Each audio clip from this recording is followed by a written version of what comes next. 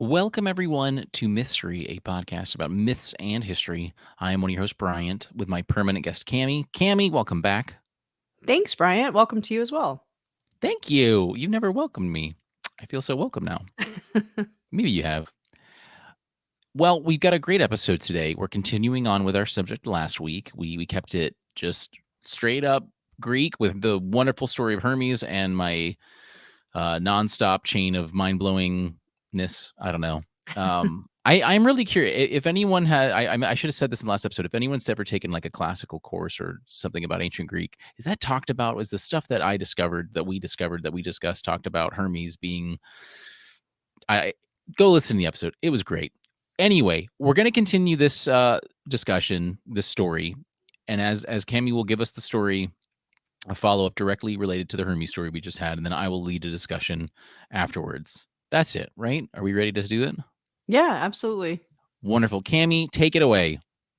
Sure. So I used the same sources last week, the Homeric hymns, the hymn to Hermes, and that was from perseus.tufts.edu.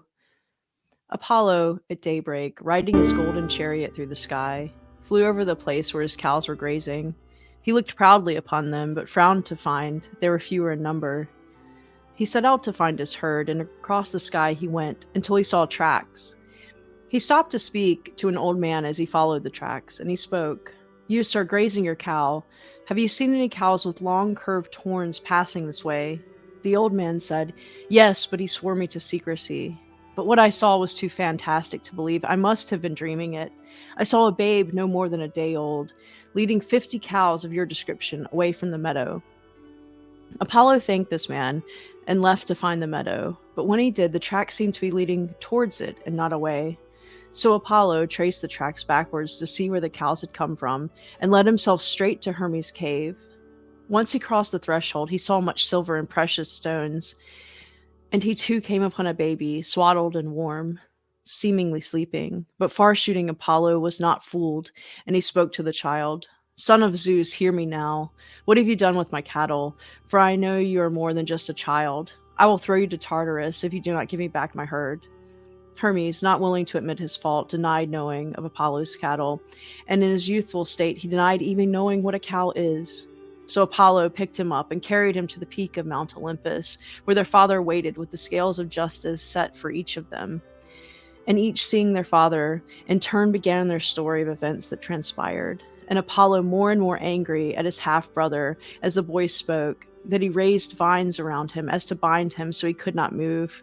But the boy willed the vines to leave him, and that they did, rising from the ground below to engulf the wild grazing cattle. Apollo, ever angrier, turned his fury towards the child, but Hermes pulled out his lyre and struck the chords and sang of glorious Zeus and his children, the deathless gods. And Apollo himself wept at the music. And Hermes then offered him the instrument, and Apollo gave up his whip. So now Hermes was the keeper of the herd, and Apollo was known for his lyre. And the two were known to be fond of each other from that time forth. Oh my gosh. That's probably one of my favorite stories now. Can you just say Zeus is all right, Hermes? How do you plead? I don't know what a cow is, Gaga so goo goo. exactly. Wow. And yeah, and then so Apollo is, by the way, that's what we're talking about. I should have said this is it. We're talking about Apollo with a direct lead up, a story connected to Hermes. But Apollo is like the god of like music. He has this like epic music contest with the satyr Marsyas. I'm sure I'm mispronouncing that. And like the martyr, because he's like, oh, I'm a better music player than you. This was from Theoi, and he's like, you ain't. I'm Apollo, and he's like, let's have a rap battle. And then Marsyas loses, and he's flayed, like he's skinned and flayed. Oh my So god. like this baby is like, I don't know what cows are, and then he's like, and Apollo's just like, oh, I'm weeping. It's so beautiful. That's amazing. Okay, and another thing too, uh, I told you before the show started, and I'll let everyone know. I was doing my, my research in Apollo, and I think Hermes, it was just like starting with the dessert, and now I'm at this like hamburger, and I'm just like, oh, this is okay, but I just had this decadent dessert. But I Right. feel like all this story has done is just made me love Hermes even more. Right, Like it exactly, just, yes. yeah, That's the kind of the point of it, I think. right. Oh, it's great. But Apollo, that doesn't do justice to Apollo. Apollo is perhaps one of the most important gods next to Zeus. It's very much like the Thor Odin relationship, where in Norse mythology, Thor is based. I mean, it's just as important and just as like revered as like the main god is. But yeah, they're half brothers. Who isn't related to Zeus or a child of Zeus? Is that what he says? Son of Zeus or whatever? Right. Like, I imagine if you say that in an open room back then, that you'd have like half the room would go, "Yeah, Right. sorry, what?" You talking to me? Yeah. Um, but he's extremely important. So I did the usuals: Wikipedia Britannica and Theoi, wonderful website, Theoi, THEOI.com. Please spend some time there if you haven't.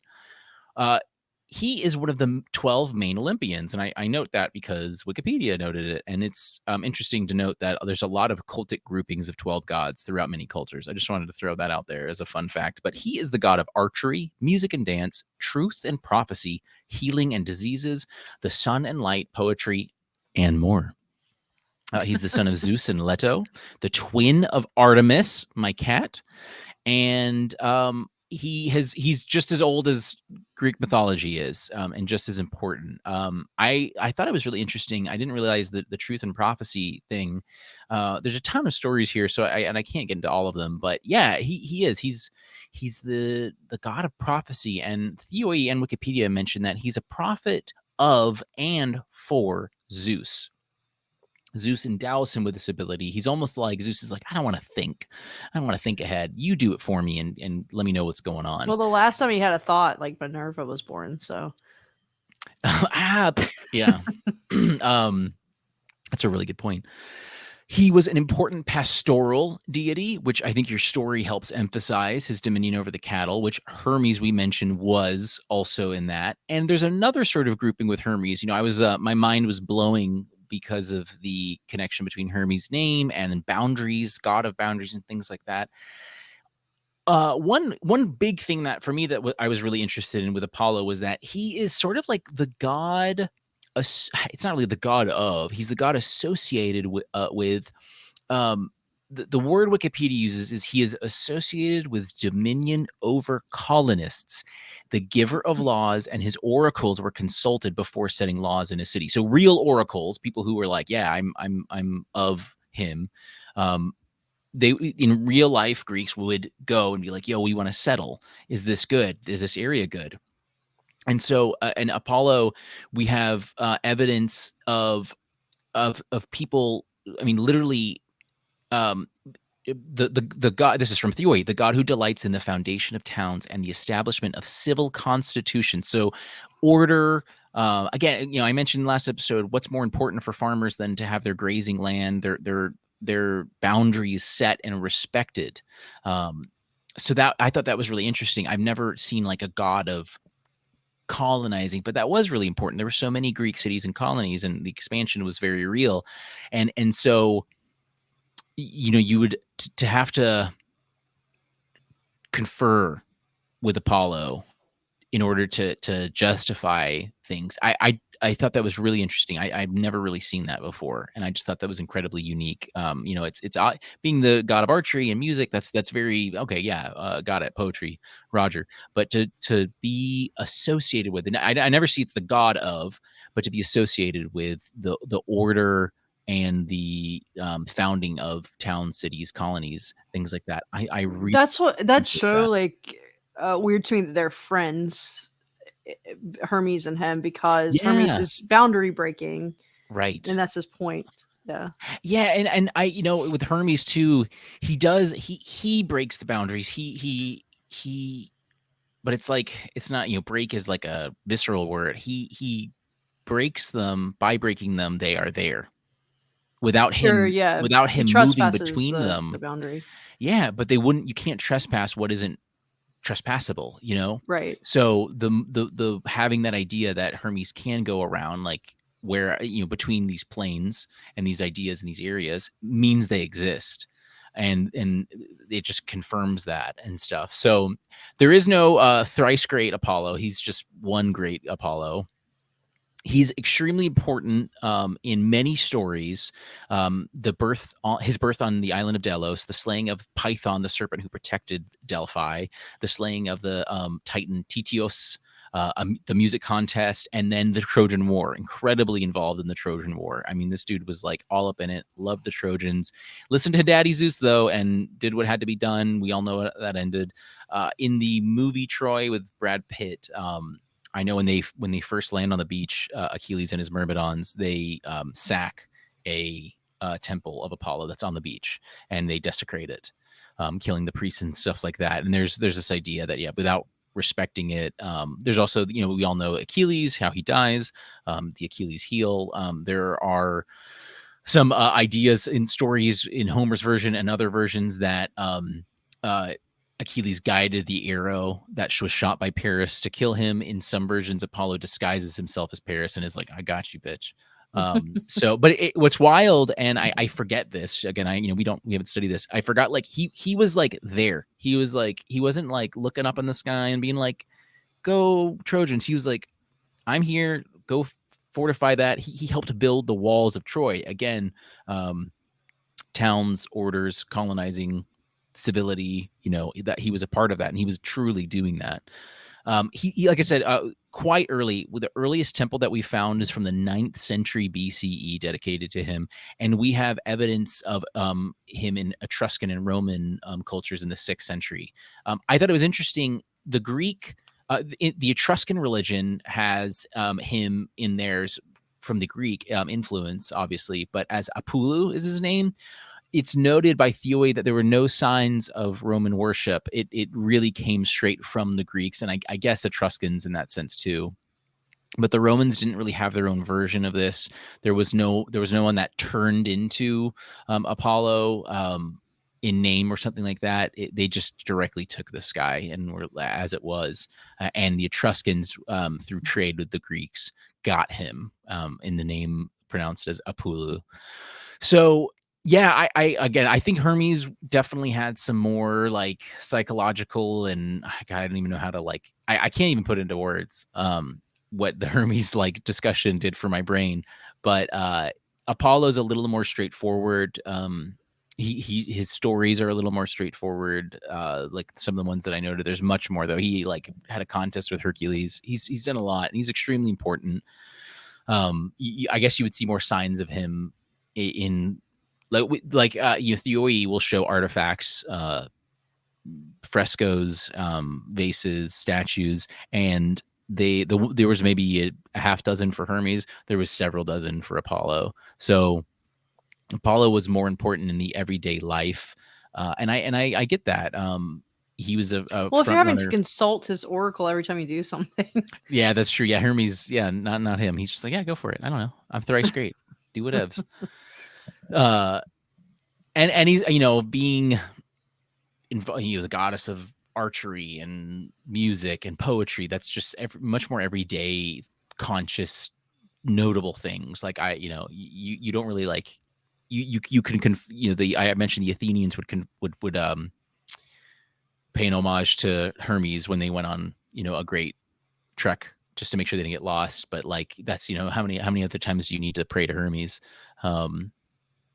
With him, there's a lot more you've got to like confer about, and him being so prevalent in the Trojan War, I'm sure that was like a story that was told all the time around campfires and stuff and performed. So you're going to hear his name, you're going to see him a lot more. And so I'm not trying to downplay his importance, but I really think Hermes was like more interesting to discuss and think about from his name and things like that. But this is a wonderful way to connect the stories, I think, and how important they are. But Apollo, you definitely make a movie out of.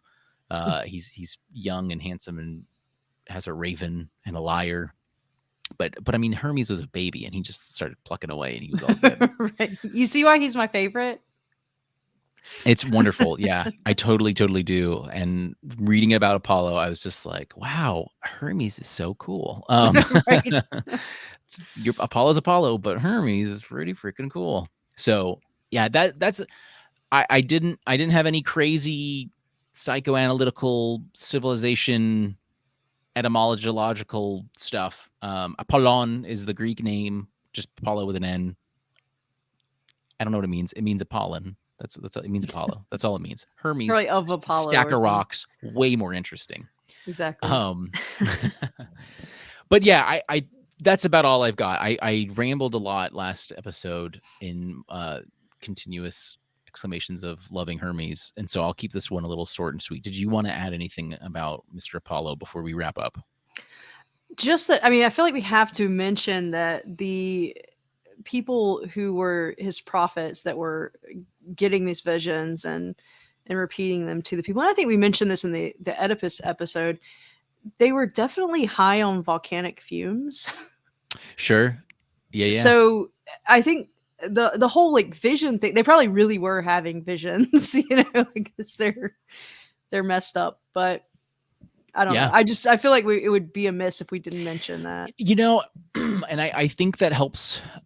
That is really good to point out. There was another, I think this is from Theoi. He seems to be intimately connected with the circumstance that a town or colony was never founded by the Greeks without consulting an oracle of Apollo, so that in every case he became, as it were, their spiritual leader. That's super freaking pagan, like that is the Mhm. most pagan ass thing I've ever read regarding like Greek stuff. That's as pagan as it gets. Hermes, if you remember, was super permeable and was able to evolve, like the idea of Hermes. And I gotta listen to that episode. Pause it right now. Pause this one. You know it's almost done, and go back. Hermes was really able to be Christianized, and like that Trismegistus, the thrice great Hermes, was directly related to like the Holy Trinity. Was in Arabic scripture. There's a connection to the Quran, and several other and many Christian Eastern, Byzantine wrote about it.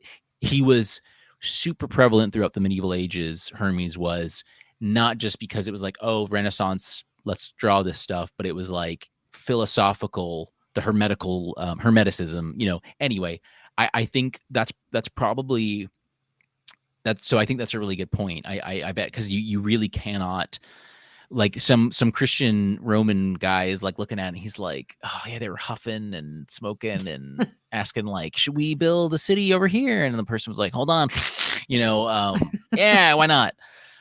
Apollo said it was cool. So I think that helps because he's such a pagan god. But when you're in the pagan world of the Greeks or the Romans, he probably it was super current and relative to your daily life to be super heavily involved in all that. So that is a really good point to bring up, Cammy. And it gave me another way to bring up Hermes again. So I appreciate that. Right. Um, You're welcome. so everyone, I think that wraps it up. I hope you enjoyed part 2 of the story. We talked about Hermes in the last episode, and we talked about Hermes in the second episode, and Apollo. Um, we've got some great episodes. We're going to continue. We took a nice little break. We've been hitting every week now, or we were doing bi-weekly. We're trying to do every week now. We're going to keep it going. And we've got some fun, different topics to finish out. This is finishing November, isn't it? Is there another one in November? Yes, No, there this is. is the No, this is the last one. Yeah, this is the last one. This is the 30th. So, oh my God, December's tomorrow. When you're listening to this, that's insane. So December's going to be, we've got some fun stuff. We're kind of airing on the scarier, or spookier, kind of stuff. So get your hot cocoa and stuff, and it'll be fun. If you have any suggestions or topics, mythstorie, mystery with an IE, at gmail.com is what you want to do. I have our banner. Where's our brand stuff? Where did it go? But mystery, there it is. Whoop, there we go. Mystery with an IE. If you're watching the YouTube video, I'm pointing to it. All one word. At gmail.com. Our Facebook group is great too. You can directly message Cammy and I there, join it, and let us know what you think. And our links are in the description for all of that as well. So I think that covers it. Cammy, any last words? I think that's it. Awesome, everyone. Well, we hope you enjoyed this episode about Hermes and that other guy. We will see you next time. Oh, Oh, Hermes.